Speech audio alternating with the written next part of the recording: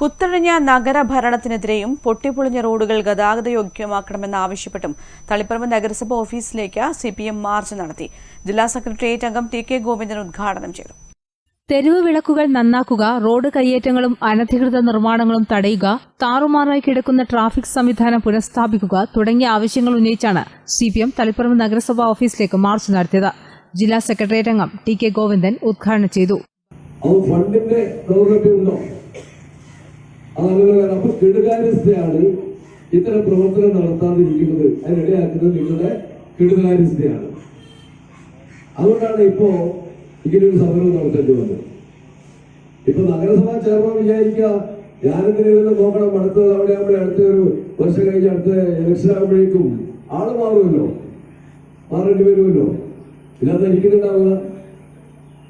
ഈ ധാരണയോട് കൂടിയിട്ടാണ് ഇപ്പോ നഗരസഭാ പ്രവർത്തനം അതിന്റെ ഭരണം കൈയാളുന്നത്. മറ്റൊന്നും നോക്കണം. ഒരു തദ്ദേശ സ്വയംഭരണ സ്ഥാപനത്തിന്റെ മറ്റൊരു പ്രാഥമികമായ കടമയാണ് തെരുവുകൾ. ഇപ്പൊ നമുക്ക് ഗവൺമെന്റിന്റെ പദ്ധതിയുണ്ട്.